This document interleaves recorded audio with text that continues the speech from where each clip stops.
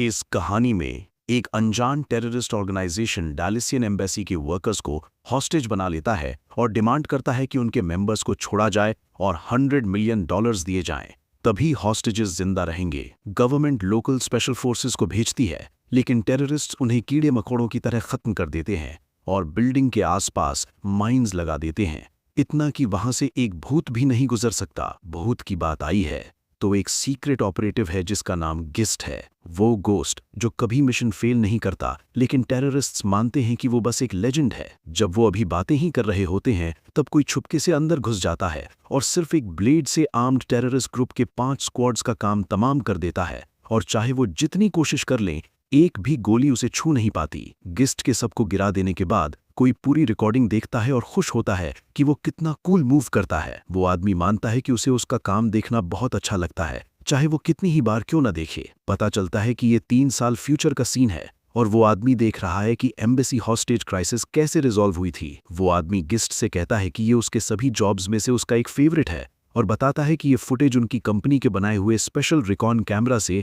Secretly record की गई थी। वो वापस गिस्ट की तरफ देखता है जो कुर्सी से बंधा हुआ है और पूछता है कि वो असल में कहां से आया है, क्योंकि उसका बैकग्राउंड एक मिस्ट्री है। वो आदमी कहता है कि वो गिस्ट का बहुत बड़ा फैन है क्योंकि वो एक ऐसा लेजेंड है जो अकेला 10,000 दुश्मन गिरा सकता है। वो ये भी कहता है कि ये देखना अफसोसनाक है कि इतना बड़ा लेजेंड उसकी इनसिग्निफिकेंट कावर्डली डर्टी सी स्कीम से हार गया। उसे ये भी पैथेटिक लगता है कि जिस गोस्ट को वो इतना मानता था वो एक छोटी सी इंसानी फीलिंग की वजह से खत्म हो गया। वो आदमी गिस्ट के सर पर गन तानकर पूछता है कि क्या उसके पास कोई लास्ट वर्ड्स हैं, लेकिन गिस्ट कहता है कि इतना आसान मत समझो गिस्ट द गोस्ट को मारना। वो आदमी खुश होता है कि गिस्ट ने आखिर बोलना शुरू किया, लेकिन उसे लगता है कि वो सिर्फ अपनी फ्रस्ट्रेशन छुपाने के लिए मुस्कुरा रहा है। फिर वो आदमी बताता है कि जिस बच्चे को गिस्ट ने ढूंढा था उसे उसने बचा लिया। ये सुनते ही गिस्ट गुस्से से भर जाता है। तुरंत वो आदमी लेजेंडरी गिस्ट पर गोली चला देता है और सोचता है कि इस लेजेंडरी आदमी की मौत कितनी बोरिंग है। कुछ समय बाद गिस्ट खुद को अंधेरे में पाता है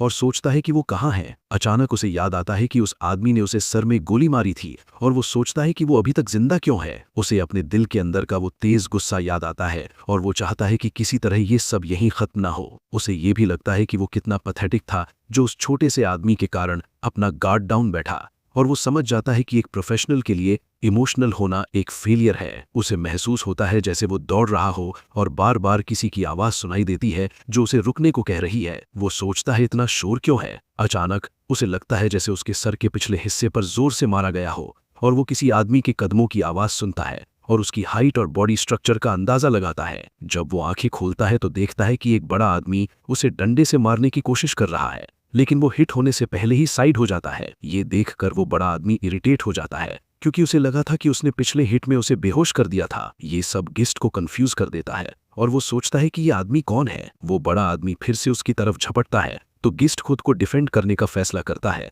भले ही उसे समझ नहीं आ रहा कि हो क्या रहा है। जैसे ही वो पास आता है गिस्ट उसे चेहरे पर पंच मार देता है, लेकिन वो आदमी जरा भी हिला नहीं होता और पूछता है कि ये कमजोर सा पंच क्या था। वो उसे पकड़कर उल्टा जमीन पर पटक देता है और गिस्ट सोचता है कि उसका अटैक बेकार क्यों गया। उसे पूरा यकीन था कि पंच लगा था, लेकिन जब उसने अपना रिफ्लेक्शन देखा तो उसे समझ आता है कि ये उसका बॉडी नहीं है और वो पहचान ही नहीं पाता कि ये कौन है। गिस्ट सोचता है कि अब उसके चेहरे पर किसका फेस है, लेकिन पीछे से वो बुली उसे स्टेक से मारने के लिए दौड़ता है। वो आदमी गिस्ट को दबाने की कोशिश करता है, लेकिन अचानक गिस्ट उसके नीचे से गायब हो जाता है, जिससे वो बड़ा आदमी शॉक हो जाता है। बगल में खड़े गिस्ट को देखकर वो गुस्से में पूछता है कि उसने ऐसे मूव करना कहां से सीखा, जबकि उसे चुपचाप क्रश हो जाना चाहिए था। वो फिर से गिस्ट पर पंच मारने आता है, लेकिन गिस्ट डॉज कर लेता है। फिर वो लकड़ी का स्टेक घुमाता है और गिस्ट इसे भी डॉज कर लेता है। गिस्ट समझ जाता है कि उसके मूवमेंट सिंपल और आसानी से रीड होने वाले हैं, इसलिए वो उसे डॉज कर सकता है। लेकिन प्रॉब्लम यह है कि ये नया बॉडी उसके दिमाग के सारे थॉट्स और टेक्निक्स का साथ नहीं दे पा रहा। पिछले हिट से उसे पता चल जाता है कि अगर वो अपनी नॉर्मल फाइटिंग स्टाइल में ही लड़ा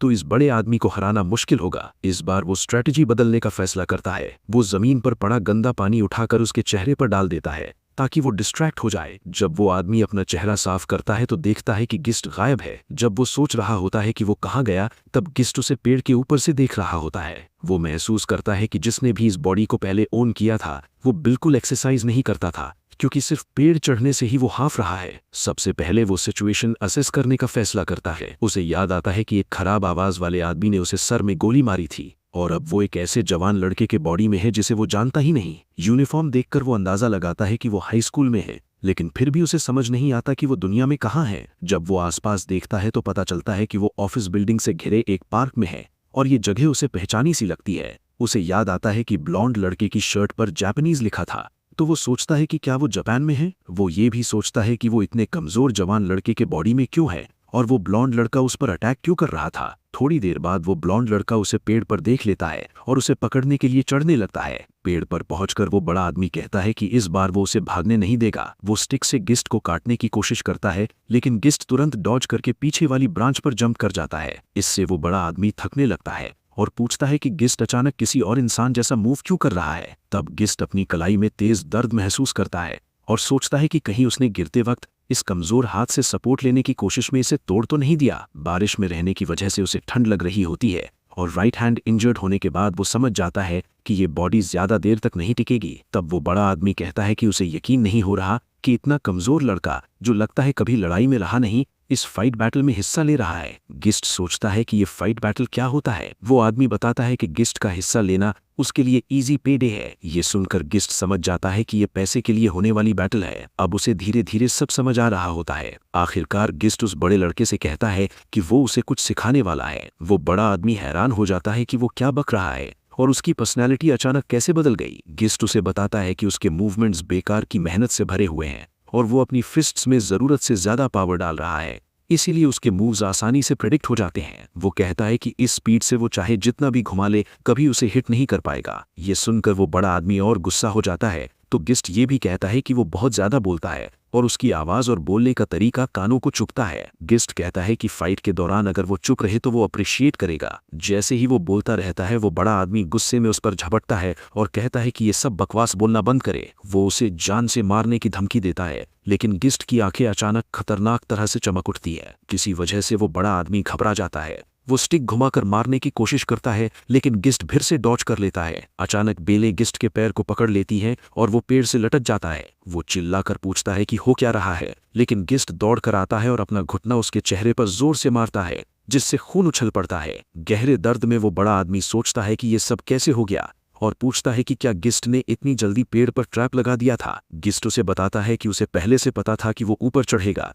क्योंकि उसके मूव्स काफी ऑब्वियस थे। वो कहता है कि बेलों से ऐसी चीज बनाना आसान है, मुश्किल सिर्फ ये था कि उसे ट्रैप में फंसाना। तब वो बड़ा आदमी समझ जाता है कि गिस्ट ने जानबूझकर उसे प्रोवोक करने के लिए वो सब बातें कही थी। गिस्ट स्टिक उठाकर उसकी गर्दन पर तान देता है और डिमांड करता है कि वो बताए कि वो कौन है और उसके पीछे क्यों पड़ा था। हैरान होकर वो बड़ा आदमी पूछता है कि वो कैसी बकवास कर रहा है। तब गिस्ट उसे याद दिलाता है कि उसे पता था कि फाइट बैटल ज्वाइन करते वक्त वो किस चीज में घुस रहा है। वो उसे बताने को कहता है कि फाइट बैटल का मतलब क्या है, लेकिन जब वो कुछ बोलने से मना कर देता है तो गिस्ट स्टिक से उसे छेड़ने की कोशिश करता है। इससे पहले कि वो ये करे, वो बड़ा आदमी सरेंडर कर देता है, लेकिन गिस्ट को समझ नहीं आता कि वो क्या कह रहा है। अचानक पास से एक आवाज आती है जो उसकी सरेंडर एक्सेप्ट करती है और गिस्ट समझ जाता है कि ये आवाज उसके फोन से आ रही थी। फोन निकालकर वो देखता है कि ये बैटल है जिसका नाम सुसानो रैंक बैटल है और मैच कुक सकुराबा और योशियो के बीच था। पता चलता है कि जिस बॉडी में वो है उसका नाम क्यूसक है और उसे विनर डिक्लेयर कर दिया गया है। स्क्रीन देखकर गिस्ट समझ जाता है कि ये फाइट लाइव स्ट्रीम हो रही थी,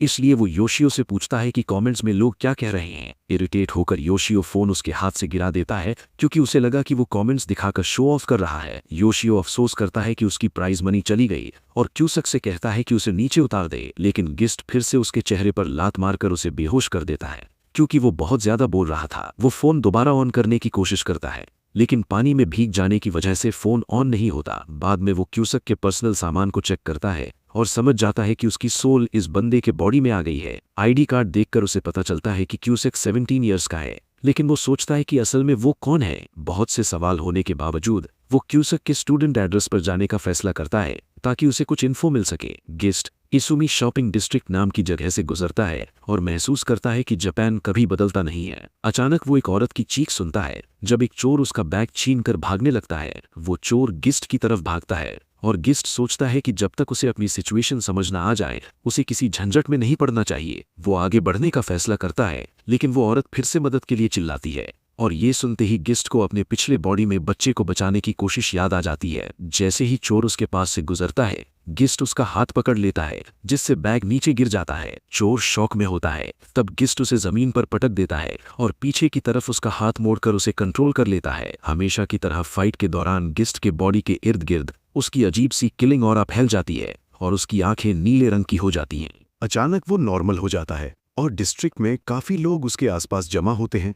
जिस लेडी का बैग चोरी हुआ था, मनाका भीड़ को चीरते हुए आगे आती है और उसकी एक और फ्रेंड चिनातू उसे पास आने का इशारा करती है। जब वो वहां पहुंचती हैं, दोनों लेडीज को यकीन ही नहीं होता कि जिस आदमी को नीचे दबाया गया है वो चिनातू का बड़ा भाई किसुक है। चिनातू किसुक से पूछती है कि वो क्या कर रहा है। तब उसे एहसास होता है कि शायद वो खुद को मुश्किल में डाल चुका है। पुलिस के सवाल जवाब के बाद जब उन्हें छोड़ दिया जाता है तो चिनातू किसुक से पूछती है कि क्या वो हमेशा से इतना स्ट्रांग था, लेकिन वो उसे बताना नहीं चाहता। जब वो सोच रहा होता है, मनाका चिनातू से कहती है कि उसे पता होना चाहिए कि कुसुक एक मक्खी तक को नुकसान नहीं पहुंचा सकता। तब गिस्ट को आखिरकार एक ऐसी चीज का आइडिया आता है जिसे उसे मजबूरी में यूज करना ही पड़ेगा। जब चिनातू उससे पूछती है कि वो इतना शांत क्यों है, तो वो अपना बिहेवियर बदल लेता है और कहता है कि वो काफी डर गया था। वो कहता है कि उसने बस अपना हाथ और पैर आगे कर दिया था और सब कुछ बस इत्तेफाक से हो गया। वो जल्दी से चिनातू के पास जाकर पूछता है कि क्या वो ठीक है, और आखिरकार लेडीज को लगता है कि वो नॉर्मल हो गया है।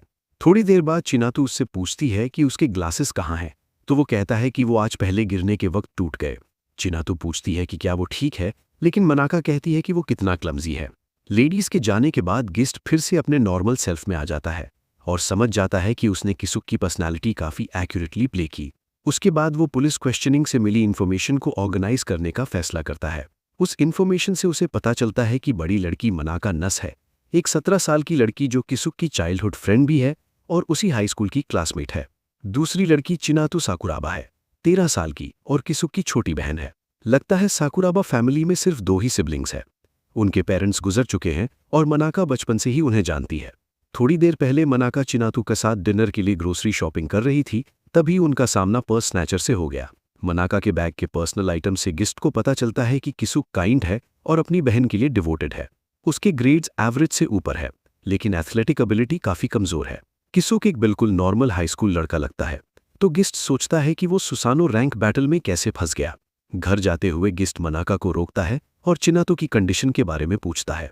मनाका बताती है कि आज वो स्टेबल है, लेकिन अटैक कभी भी आ सकता है। मनाका कहती है कि जब तक चिनातू टेम्पररी तौर पर हॉस्पिटल से बाहर है, वो पूरी सावधानी रखेगी। ये सुनकर गिस्ट समझ जाता है कि उसका शक सही था। चिनातू के चलने के तरीके से ही वो समझ गया था कि उसके दिल में कुछ बहुत सीरियस प्रॉब्लम है। थोड़ी देर बाद मनाका गिस्ट से पूछती है कि उसके कपड़े इतने गंदे क्यों हैं। वो झूठ बोलता है कि पहले बारिश हो रही थी और वो एक पडल में गिर गया था। मनाका उसे शक भरी नजरों से देखती है।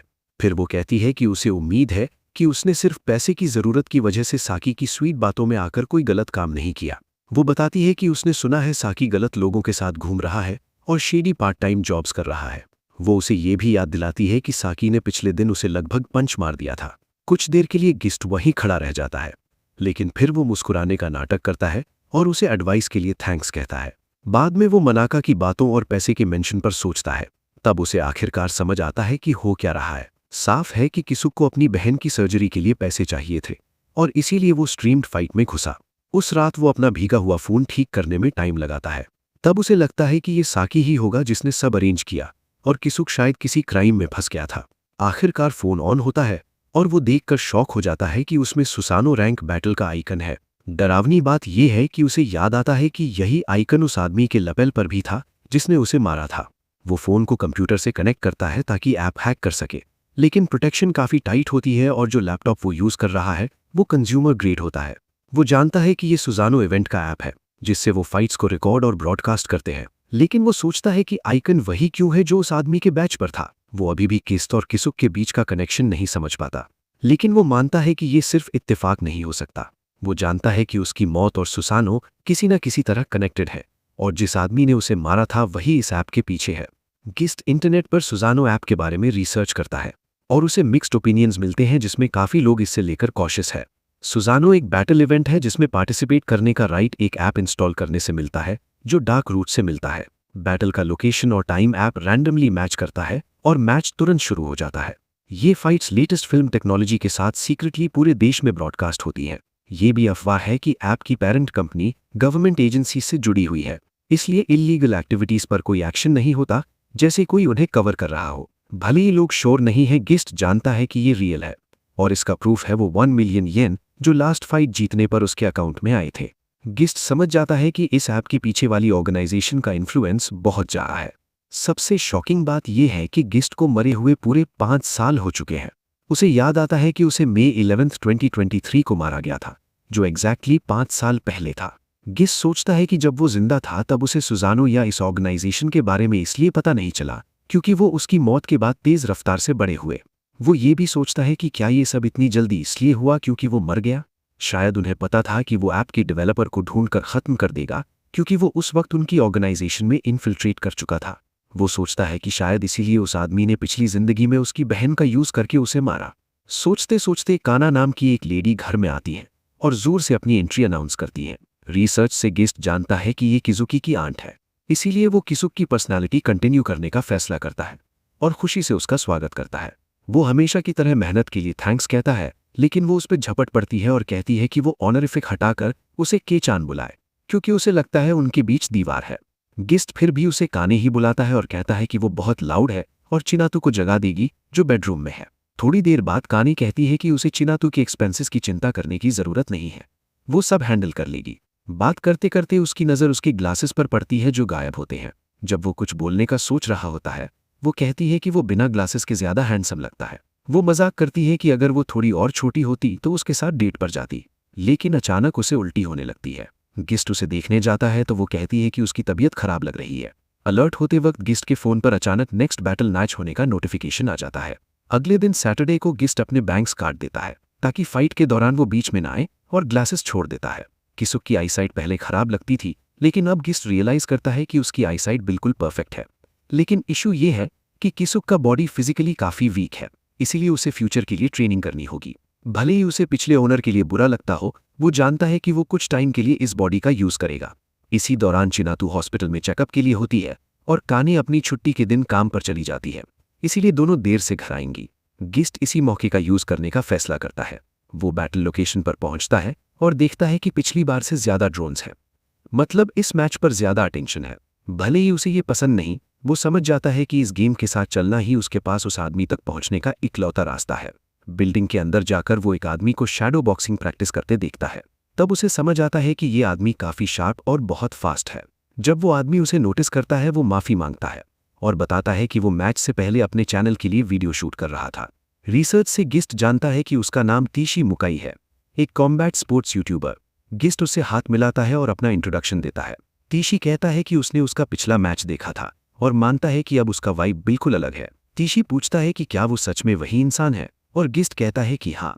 तीशी कहता है कि वो एक हाई स्कूलर के लिए काफी मैच्योर लगता है और शायद वो बस इमेजिन कर रहा है।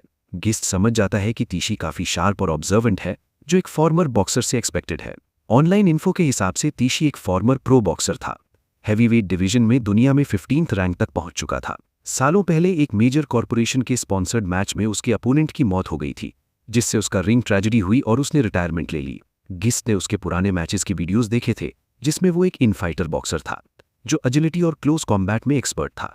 उसकी स्पेशलिटी थी एक पल में डिस्टेंस क्लोज करना और राइट हुक लगाना। रिटायर होने के बाद भी वो डेली ट्रेनिंग करता रहा है, जो उसके शैडो बॉक्सिंग से साफ दिख रहा था। गिस्ट जो देख रहा था उससे उनकी फिजिकल स्ट्रेंथ का फर्क काफी क्लियर था। अपनी पिछली जिंदगी के स्किल्स के बावजूद किसुक के बॉडी में उसे हराना मुश्किल होगा। मैच शुरू होने से पहले तीशी गिस्ट से कहता है कि पिछले मैच के सेकंड हाफ के मूवमेंट्स लाजवाब थे और एक नॉर्मल हाई स्कूल किड जैसे बिल्कुल नहीं लग रहे थे। एक्सपेक्टेशन, वो कहता है कि उसके चैनल के व्यूअर्स इस बार भी एक जबरदस्त परफॉर्मेंस एक्सपेक्ट कर रहे हैं। रिक्वेस्ट, इसीलिए वो गिस्ट से कहता है कि वो उस पर ज्यादा हार्ड ना जाए। पिछली बार के मुकाबले गिस्ट के पास पूरी प्रिपरेशन का टाइम था। प्लानिंग, उसने उन रूइंस का लेआउट याद कर लिया था जहां फाइट होनी थी और हर अनएक्सपेक्टेड सिचुएशन के लिए सिमुलेशंस चला लिए थे। मैच शुरू होता है और गिस्ट उल्टा भागना शुरू कर देता है। उसका प्लान था पहले तीशी के मूवमेंट्स देखना और फिर अपनी सिमुलेशंस के हिसाब से आगे बढ़ना। पल भर में तीशी उसके बगल में आ जाता है और कहता है कि उसे पता है वो कोई ट्रिक प्लान कर रहा है। तीशी की स्पीड गिस्ट को चौंका देती है और उसे एहसास होता है कि रियल फाइट में ये आदमी और भी ज्यादा फास्ट है।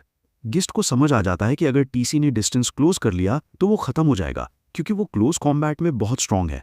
गिस्ट दूसरी तरफ भागने की कोशिश करता है, लेकिन टीसी कहता है कि चाहे वो जितना भी भाग ले, वो उसकी स्पीड मैच नहीं कर सकता।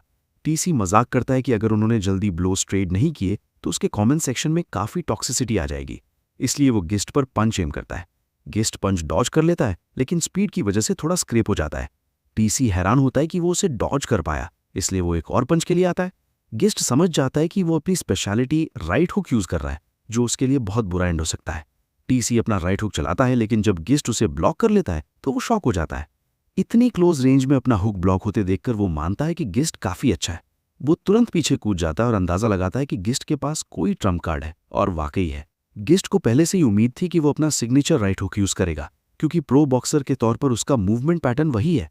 उससे पता था कि अगर वो हुक सीधा झेल लेता तो गेम ओवर हो जाता। इसीलिए उसने अपने हाथ में आयरन प्लेट छुपा रखी थी ताकि अटैक ब्लॉक कर सके। ये देखकर टीसी और भी हैरान हो जाता है और सोचता है कि क्या गिस्ट वाकई एक हाई स्कूलर है जो इतनी प्रिपरेशन के साथ आया है। टीसी को लगता है कि उसके स्ट्रीम के लिए ये अच्छा नहीं लग रहा कि बिना बॉक्सिंग एक्सपीरियंस वाला एक एमेच्योर उसका सिग्नेचर मूव रोक दे। उसे लगता है कि गिस्ट को काफी लाइक पॉइंट्स मिल रहे होंगे। सिचुएशन इक्वल करने के लिए वो फिर से गिस्ट पर झपटता है, लेकिन गिस्ट फिर आयरन प्लेट से ब्लॉक कर लेता है। इससे हैरान होकर टीसी दोनों हाथों से रैपिड पंचेस चलाना शुरू कर देता है और गिस्ट सिर्फ गार्ड कर पाता है। गिस्ट को महसूस होता है कि पंचेस बहुत फास्ट और हेवी हैं और कोई ओपनिंग नहीं है। इस स्पेस पर उसे पता है कि ये बॉडी ज्यादा देर तक नहीं टिक पाएगी। इसी बीच टीसी को लगता है कि गिस्ट उसकी सोच से ज्यादा टफ है और व्यूअर्स के पॉइंट्स नहीं बढ़ रहे, इसलिए वो अपनी एक सीक्रेट स्ट्रैटेजी यूज करने का फैसला करता है। टीसी एक और राइट हुक चलाता है, गिस्ट ब्लॉक करता है, लेकिन ये सिर्फ डिस्ट्रैक्शन होता है। टीसी लेफ्ट हुक से गिस्ट के चेस्ट पर हिट करता है, इससे गिस्ट लड़खड़ा जाता है। टीसी फिर राइट हुक लाता है, लेकिन गिस्ट इसे डॉज करके पीछे कूद जाता है। व्यूअर्स को ये बहुत पसंद आता है कि कैसे टीसी ने राइट हुक का नाटक करके बॉडी ब्लो मारा, और वो सोचने लगते हैं कि कुकी इस सिचुएशन को कैसे पलटेगा। रूइन के अंदर टीसी सोचता है कि क्या उस मूव के बाद कमेंट्स और हाइप और ज्यादा हो गए हैं। वो कहता है कि उसे पता है उसके ओपोनेंट्स उसके सिग्नेचर राइट हुक के बारे में जानते हैं, इसलिए वो उनकी कॉशन को उनके खिलाफ यूज करता है। गिस्ट समझ जाता है कि टीसी स्ट्रेटेजिक है और उसकी मूवमेंट्स के हिसाब से अपना स्टाइल अडैप्ट कर रहा है। टीसी को अपनी स्पीड पर पूरा कॉन्फिडेंस है, इसलिए गिस्ट उसी को उसके खिलाफ यूज करने का फैसला करता है और उसकी आंखें फिर से नीली हो जाती हैं। टीसी समझ जाता है कि गिस्ट कोई प्लान बना रहा है, लेकिन वो कहता है कि वो इंतजार नहीं करेगा और डिस्टेंस क्लोज कर देता है ताकि गिस्ट को खत्म कर सके।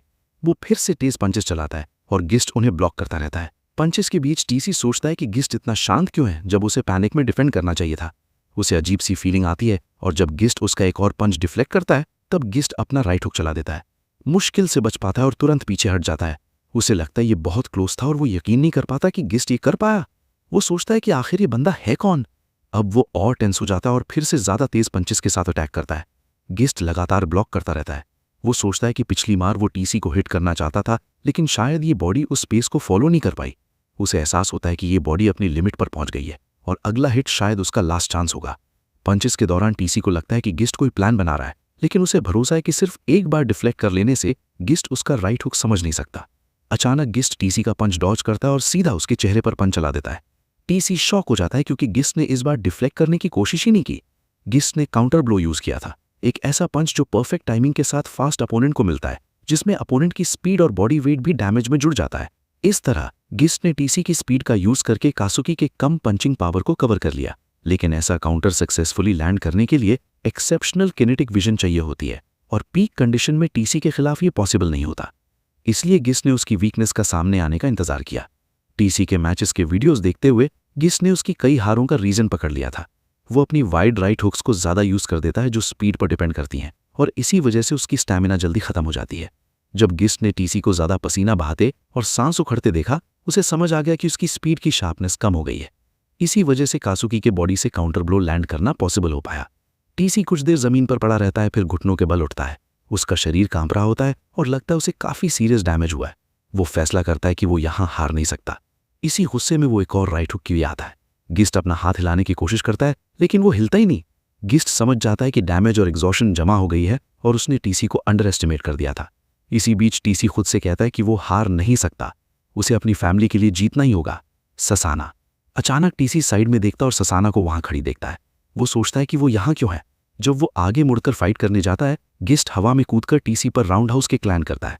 टीसी डिसाइड करता है कि वो अटैक डॉज करके काउंटर करेगा। वो पहली किक ब्लॉक कर लेता है, लेकिन वो नोटिस नहीं करता कि गिस्ट बिना देखे अपने दूसरे पैर से एक और किक मार रहा है। वो किक सीधा उसके चेहरे पर लगती है और उसे जमीन पर गिरा देती है। टीसी हैरान हो जाता है कि ये बंदा डबल कंटिन्यूस राउंड हाउस की कैसे मार सकता है। वो सोचता है कि इसे टाइकोंडो कैसे आता है। उसे छोटे छोटे डॉल्फिन्स दिखने लगते हैं और उसकी लाइट्स आउट हो जाती हैं। टीसी को याद आता है जब उसके मैच में उसका अपोनेंट रिंग में मर गया था। इस बात ने उसे अंदर से तोड़ दिया था। उसकी वाइफ ने उसे समझाया कि वो एक्सीडेंट था और उसकी कोई गलती नहीं थी, लेकिन टीसी ने शराब में डूबकर उसे चुप करा दिया। टीसी को लगता है दुनिया उसे मर्डरर कह रही है और वो अपनी वाइफ को भी अंदर से वैसा ही मानता है। जब वाइफ कहती है कि वो ऐसा नहीं मानती, वो उसे घर से निकाल देता है। उस दिन के बाद वो अपनी वाइफ और बेटी को देख भी नहीं पाया। कुछ सालों बाद उसने अपने डिस्पेयर और रिग्रेट से निकलने के लिए स्ट्रीमिंग शुरू की। बाद में उसे अपनी वाइफ का लेटर मिलता है जिसमें लिखा होता है कि ससाना ने उसके लिए चाम बनाया है, ये उम्मीद करते हुए कि उसका डैड वर्ल्ड चैंपियन बनेगा। ये चाम उसे चैंपियनशिप बेल्ट से भी ज्यादा खुशी देता है। तब से उसने और फेमस होने और ज्यादा पैसे कमाने का प्लान बनाया ताकि वो अपना परिवार वापस पा सके। प्रेजेंट में टीसी जमीन पर पड़ा होता है, हिल भी नहीं पा रहा होता, और गिस्ट को विनर अनाउंस कर दिया जाता है। कमेंटेटर पागल हो जाता है ये देखकर कि टीसी एक कमजोर हाई स्कूल लड़के से हार गया। गिस्ट चाम उठाता है और समझ जाता है कि अगर टीसी अचानक ना रुकता तो शायद वो हार जाता, जिससे उसे 2 लगातार wide swinging round house kicks मारने का मौका मिला। वो सोचता है कि टीसी आखिर देख क्या रहा था। जब वो आसपास देखता है तो एक लड़की वहां खड़ी होती है। वो लड़की पूछती है कि वो ऐसा क्यों कर रहा है, और पता चलता है कि वो मनाका है। गिस्ट सोचता है कि वो यहाँ क्या कर रही है। जब ड्रोन उसकी इंट्रूजन नोटिस करता है, गिस्ट उसे पकड़कर वहां से निकाल लेता है। वहां से निकलने के बाद मनाका हांफने लगती है, लेकिन गिस्ट पूछता है कि वो अबैंडन बिल्डिंग में क्यों आई थी। रीजन बताती है कि वो उसे देखने आई थी क्योंकि कल जब वो मिले थे तब वो अजीब लग रहा था। गिस्ट पूछता है कि उसे कैसे पता चला कि वो यहाँ था। एक्सप्लेन करती है कि चिनातू के केस के बाद उनके फोन्स में लोकेशन शेयरिंग ऑन है। गिस्ट रियलाइज करता है कि उसने कासुकी के फोन में ट्रैकिंग ऐप नोटिस नहीं किया, जो उसकी लापरवाही थी। उस रात गिस्ट बहुत खतरनाक जगहों से कूदता है। वो पार्कूर कर रहा होता है, जो फ्रांस से निकला एक एथलेटिक डिसिप्लिन है। इसके फ्लैशी और एक्रोबैटिक मूव्स की वजह से इसे रिस्की एक्सट्रीम स्पोर्ट माना जाता है, लेकिन असल में ये एक साइंटिफिक ट्रेनिंग मेथड है। ये मौत को चैलेंज करने का मजा लेने के लिए नहीं, बल्कि अपनी फिजिकल लिमिट्स को समझने और फुल पोटेंशियल तक पहुंचने के लिए होता है। एफिशिएंसी चाहिए डेंजरस हो, ये इस बॉडी को समझने का सबसे तेज तरीका है। अपने आर्म्स और लेग्स के मसल मास, जॉइंट्स के रेंज ऑफ मोशन और बाकी चीजों को चेक करते हुए वो उन्हें लिमिट तक पुश करता है। इससे वो समझ पाता है कि उसका करंट सेल्फ क्या कर सकता है और क्या नहीं। इस बॉडी में गिस्ट के फिजिकल फंक्शंस काफी लिमिट हो गए हैं। ये सिर्फ इसलिए नहीं कि ये बॉडी वीक है, बल्कि इसलिए भी क्योंकि वो इस बॉडी का आदी नहीं था। इस बॉडी के साथ पहले जैसे परफॉर्म करना मुश्किल होगा, लेकिन उसे भरोसा है कि आदत पड़ने के बाद उसका फाइटिंग स्टाइल काफी बेहतर हो जाएगा। ट्रेनिंग के दौरान उसे याद आता है जब मनाका ने पूछा था कि क्या उसने सीकी का शेडी ऑफर एक्सेप्ट किया था। इसलिए गिस्ट ने मनाका को सुजानो के बारे में सच बताने का फैसला किया, क्योंकि वो सब देख चुकी थी। फ्लैशबैक में मनाका को यकीन नहीं होता और वो कहती है कि उसके साथ कुछ गलत हो रहा है। वो पूछती है कि उसने अचानक बाल क्यों काट लिए और उससे रुक जाने को कहती है, लेकिन गिस्ट जानता है कि जब तक वो उसे मारने वाले आदमी को ढूंढ नहीं लेता और चिनातू के लिए पैसे का इंतजाम नहीं कर लेता, वो रुक नहीं सकता। कहता है कि क्विटिंग ऑप्शन नहीं है, क्योंकि किसी को नहीं पता चिनातू का दिल कब जवाब दे दे। उसे जल्दी हार्ट ट्रांसप्लांट चाहिए। सर्जरी ओवरसीज होगी और इंश्योरेंस कवर नहीं करेगा। अमाउंट टोटल उनके खर्चे कम से कम 500 मिलियन येन होंगे। गिस्ट जानता है कि इसी वजह से किसुकी ने सुजानो बैटल ज्वाइन की थी। भले ये सब उससे डायरेक्टली रिलेटेड नहीं है, फिर भी वो जब तक इस बॉडी में है कासुकी के जज्बात का सम्मान करेगा। गिस्ट मुस्कुराते हुए मनाका को यकीन दिलाता है कि वो ठीक रहेगा और उसे चिंता करने की जरूरत नहीं है। उसे लगता है कि वो लेटली और स्ट्रांग हो गया है, लेकिन मनाका पूछती है कि इतना खतरनाक काम वही क्यों करे। वो पूछती है कि उसने उससे बात क्यों नहीं की और मानती है कि वो खुद को अनरिलायबल और पावरलेस समझती है। वो घबरा जाती है और रोने लगती है। फिर पूछती है कि क्या वो उसे बिल्कुल बेकार समझती है और गिस्ट के रोकने के बावजूद भाग जाती है। प्रेजेंट में गिस्ट सोचता है कि वो इस झंझट में पड़ना नहीं चाहता था, लेकिन अब तो उसे कुछ ना कुछ तो करना ही पड़ेगा। ध्यान भटकने की वजह से वो रेलिंग पकड़ना मिस कर देता है, जिससे उसे जंप करते वक्त पकड़ना था, और सीधा नीचे गिरकर मरने वाला होता है। किस्मत से रेलिंग के नीचे एक पेड़ होता है जो उसे पकड़ लेता है। जब वो घर लौटता है तो चिनाटू उसकी हालत देखकर शॉक हो जाती है और पूछती है उसके साथ क्या हुआ। वो मजाक में कहता है कि वो फिर से फिसल गया था, तो चिनाटू पूछती है कि क्या उसका मानाका से झगड़ा हो गया। हैरान होकर गिस्ट पूछता है कि वो ऐसा क्यों पूछ रही है, तो चिनाटू बताती है कि उसने थोड़ी देर पहले मानाका को कॉल किया था और वो काफी उदास लग रही थी। चिनाटू अंदाजा लगाती है कि शायद मानाका ने उससे कहा होगा कि उसका नया हेयर स्टाइल उस पर अच्छा नहीं लग रहा, और मजाक में कहती है कि उसे तो ये काफी वाइल्ड लगता है। वो आखिर में गिस्ट से कहती है कि उसे मानाका को मनाना पड़ेगा और वो अब उनके बीच मीडिएटर नहीं बनेगी, क्योंकि अब वो बच्चे नहीं रहे। वो कहती है कि एक होपलेस बड़ा भाई छोटी बहन को चिंता में डाल देता है, और ये सुनकर गिस्ट को अपनी खुद की छोटी बहन याद आ जाती है, जिसने कहा था कि वो उसके बिना होपलेस है। वो जम सा जाता है, तो चिनाटू पूछती है कि क्या हुआ। वो माफी मांगता है और चिनाटू उससे कहती है कि वो अगले दिन स्कूल में मानाका से माफी मांगे। तब गिस्ट को याद आता है कि वो यहाँ का स्टूडेंट भी है। अगला दिन आता है और वो स्कूल के लिए निकलता है। रास्ते में वो मानाका को उदास देखता है और उसे रोकने की कोशिश करता है, लेकिन पास खड़ा एक लड़का उससे पूछता है कि उसके बालों का नया कट क्या सीन है। गिस्ट सोचता है ये कौन है।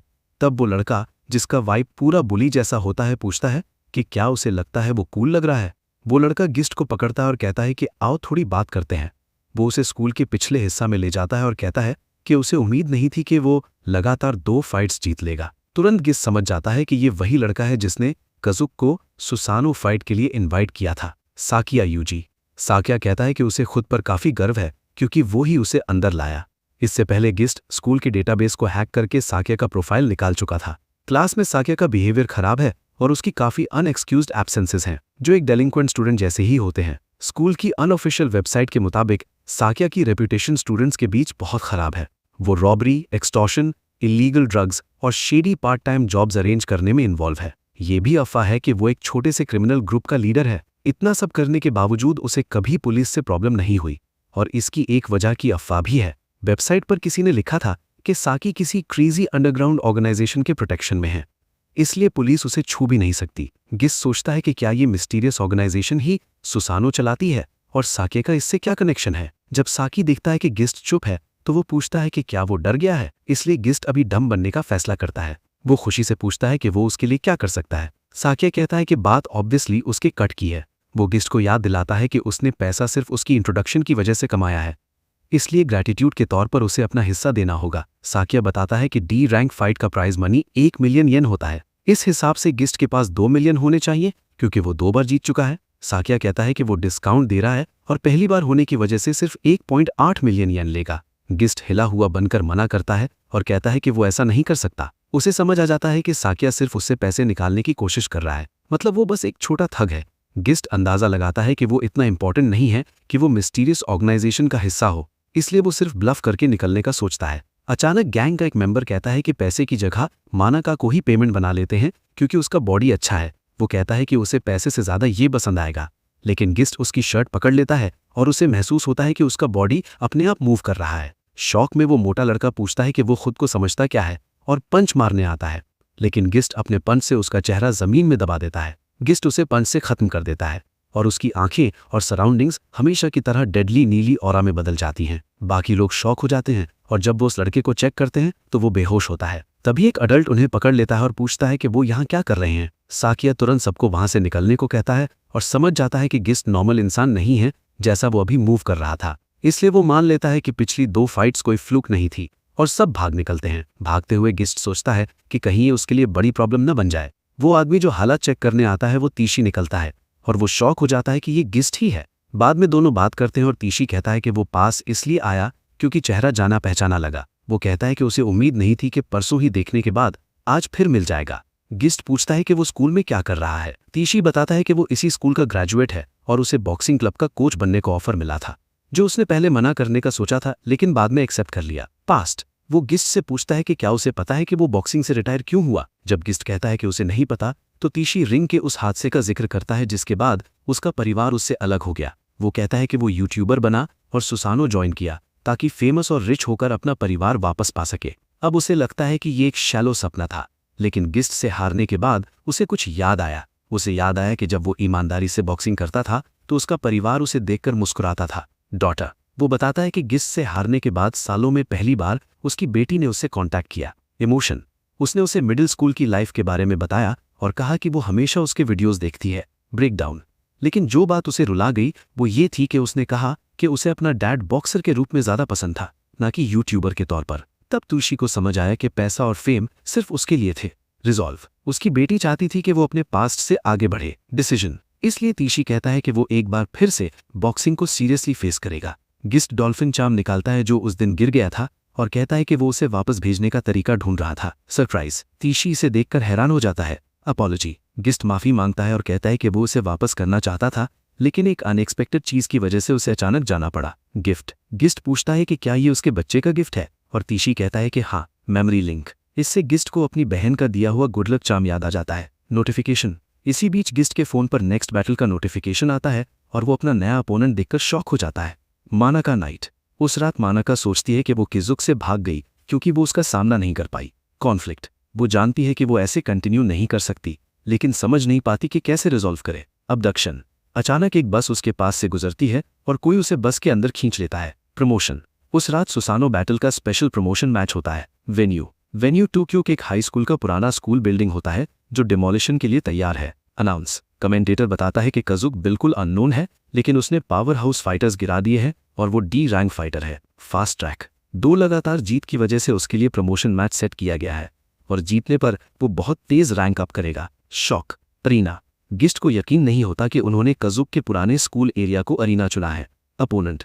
उसे पता होता है कि उसका अपोनेंट सी रैंक फाइटर साकिया यूजी है। Fair factor. अक्सर साकी के अपोनेंट्स मिड मैच ही फॉरफिट कर देते हैं क्योंकि उसका स्टाइल बहुत डोमिनेंट है और सब सोच रहे होते हैं कि क्या कुक के साथ भी यही होगा। अनईजी। गिस्ट को यकीन नहीं होता कि उसे इतनी जल्दी साकी से लड़ना पड़ेगा, खासकर जब वो आने से पहले उसके पुराने फाइट्स के आर्काइव्स देख चुका है। ऑड। उन वीडियोज़ में स्किल गैप ज़्यादा नहीं लगता, लेकिन ज़्यादातर अपोनेंट्स फाइट के बीच में ही लड़ना छोड़ देते हैं, जो अजीब है। थ्रेट। मैच शुरू होने से पहले साकिया कहता है कि वो गिस्ट को क्रश कर देगा। स्टार्ट। मैच शुरू होता है और साकिया बैटॉन लेकर उसकी तरफ भागता है। स्विंग। साकिया बैटॉन घुमाता है लेकिन गिस्ट साइड हो जाता है। Close call. साकिया फिर उसके चेहरे पर मारने की कोशिश करता है, ये सोचकर कि इतनी क्लोज रेंज में डॉज नहीं हो सकता, लेकिन गिस्ट पीछे झुककर बच जाता है। Fluke thought. साकिया इसे फ्लूक मानता है और लगातार स्विंग करता रहता है, लेकिन गिस्ट हर बार बच जाता है। एनालिसिस। बचते हुए गिस्ट समझ जाता है कि साकिया का फॉर्म खराब नहीं है, इसका मतलब है कि उसके पास केंडो का एक्सपीरियंस होगा, शायद ब्लैक बेल्ट लेवल का। डोमिनेंस। गिस्ट मानता है कि साकिया ने शायद कभी डेलिंक्वेंट ब्रॉल्स में हार नहीं देखी होगी। ईज। लेकिन गिस्ट के लिए उसे डॉज करना आसान होता है। प्रोग्रेस। गिस्ट महसूस करता है कि पार्कोर का इफेक्ट दिखने लगा है और वो इस बॉडी का आदी हो रहा है। वार्निंग। आखिरकार साकिया कहता है कि सिर्फ थोड़ा स्ट्रांग हो जाने से ज़्यादा उड़ना ठीक नहीं। Hostage reveal. वो गिस्ट से सामने के स्कूल बिल्डिंग की तरफ देखने को कहता है। शॉक। जब गिस्ट देखता है तो वहां गैंग मेंबर्स मानाका को होस्टेज बनाकर उसे छेड़ रहे होते हैं। सेडिज्म। गिस्ट समझ जाता है कि साकिया होस्टेज लेकर अपोनेंट्स को थ्रेटन करता है और उन्हें टॉर्चर करके मजा लेता है। Threatening words. साकिया उसे वार्न करता है कि अगर उसने रेजिस्ट किया तो मानाका का क्या हाल होगा, और कहता है कि उसे देखना है कि उसके सामने उसे छूने पर वो कैसी आवाज निकालेगी। नेचर। गिस्ट समझ जाता है कि साकिया एक सेडिस्ट है जो नीचे समझे गए लोगों को दर्द देकर खुशी पाता है। कॉन्फ्लिक्ट। सिचुएशन खराब होने के बावजूद गिस्ट अपना गोल छोड़ नहीं सकता क्योंकि उसे सुसानो के ऑर्गेनाइजर्स तक पहुंचना है। फ्रीज। जब साकिया फिर से अटैक करता है तो गिस्ट का बॉडी जम जाता है और साकिया उसके माथे पर ब्लो लैंड कर देता है। कंफ्यूजन। गिस्ट सोचता है कि उसका बॉडी अचानक क्यों जम गया। मॉक। साकिया उसे गुड बॉय देखकर मजाक उड़ाता है। इमोबाइल। गिस्ट समझ जाता है कि वो मूव नहीं कर पा रहा। असॉल्ट। साकिया फिर से अटैक करता है और गिस्ट सोचता है कि क्या बॉडी उसकी विल को रिजेक्ट कर रही है। मेमोरी। उसे वही फीलिंग याद आती है जब उसने पहले उस मोटे लड़के को पकड़कर मारा था। ट्रूथ। उसे समझ आ जाता है कि ये सिर्फ केजुक कर सकता है और केजुक अभी भी इस बॉडी के अंदर जिंदा है। सरेंडर। आखिरकार साकिया कहता है कि अगर वो भीख मांगे तो शायद वो सरेंडर एक्सेप्ट कर लेगा। और इग्नाइट। लेकिन गिस्ट की आंखें अचानक नीली ऑरा से चमक उठती हैं। रेज। इससे साकिया और गुस्सा हो जाता है और वो बेटॉन से उसके चेहरे पर बार बार वार करता है। कमेंट्री। कमेंटेटर हैरान होता है कि गिस्ट के साथ क्या हो रहा है और वो साकिया के असॉल्ट के खिलाफ कुछ भी क्यों नहीं कर पा रहा। इसी बीच गैंग का एक मेंबर मनाका से कहता है कि उसके बॉयफ्रेंड की पिटाई हो रही है और इसकी जिम्मेदार वो खुद है। मनाका रोते हुए बस यही चाहती है कि किजुक भाग जाए। इसी दौरान उसके पीछे खड़ा मोटा आदमी उसके जग्स पर नजर डाल लेता है, जिससे उसका मुंह पानी से भर जाता है और वो उसे छूने का फैसला करता है, पर उससे पहले दूसरा आदमी उसे रोक लेता है और याद दिलाता है कि साकिया ने बोला था मजा लास्ट के लिए बचाने को। मोटा आदमी चोनो कहता है कि थोड़ा सा टेस्ट लेने में क्या प्रॉब्लम है। आखिरी आदमी सुजुका भी अग्री करता है क्योंकि साकिया के मजे के बाद उन्हें हमेशा स्क्रैप्स ही मिलते हैं। चोनो मनाका को खोलना शुरू करता है ताकि वो पहले ही अपना मजा ले सके। तब मनाका को समझ आ जाता है कि ये लोग उसे डिफाइल करने वाले हैं। जैसे ही वो खुलती है वो भागने लगती है, लेकिन विंडो पर अटक जाती है क्योंकि वो खुल नहीं रही होती। थोड़ी देर में वो उसे पकड़ लेते हैं और चोनो कहता है कि वो इडियट है क्योंकि ये 4th फ्लोर है और भागने की जगह है ही नहीं। चोनो कहता है कि भागने वाली लड़की को फोर्स करना उसे और ज्यादा एक्साइट करता है, पर तीसरा आदमी चोनो को याद दिलाता है कि बाद में साकिया उसे बुरी तरह पीटेगा। मनाका किसी तरह 4th फ्लोर की खिड़की खोल लेती है और पास में एक पाइप देखकर उससे नीचे उतरने लगती है। ये देखकर सब शॉक हो जाते हैं और उसे रोकने की कोशिश करते हैं कि वो खुद को मार ना ले, लेकिन मनाका पाइप से नीचे जाती रहती है। अचानक ऊपर वाला पाइप टूट जाता है। इसी बीच साकिया गिस्ट के चेहरे पर लगातार वार कर रहा होता है और गिस्ट सोचता है कि क्या यही उसका एंड है। वो जानता है कि बॉडी को रोकने वाला कसुक ही है, इसलिए वो उससे बात करने की कोशिश करता है। वो कसुक से कहता है कि वो उस लड़की को बचाने के लिए डेस्परेट है। वो उसके रिजॉल्व को मानता है, लेकिन उसे समझाता है कि साकिया पर भरोसा मत करो, वो अपना वर्ड नहीं रखेगा और फाइट न करने पर भी मनाका को छोड़ने वाला नहीं है। गिस्ट कहता है कि उसे इस बात का अफसोस है कि किस्मत के खेल में एक मरे हुए आदमी ने उसका बॉडी छीन लिया। वो कसुक से भीख मांगता है कि उसे थोड़ी देर और अपना बॉडी उधार दे दे और वादा करता है कि वो उसके लिए जो भी कीमती है उसे प्रोटेक्ट करेगा। शिफ्ट, साकिया फिर से गिस्ट को मारना चाहता है लेकिन इस बार गिस्ट जंप करके बच जाता है। इंसल्ट, चिढ़कर साकिया उसे बैस्टर्ड कहता है और पूछता है क्या वो उसकी बात का उल्लंघन कर रहा है। परमिशन, तब गिस्ट को समझ आ जाता है कि कसुप ने इजाजत दे दी है। ओथ, गिस्ट वादा करता है कि वो अपना वर्ड रखेगा लेकिन साकिया उसे याद दिलाता है कि वो मनाका के साथ बुरा करेगा। स्क्रीम,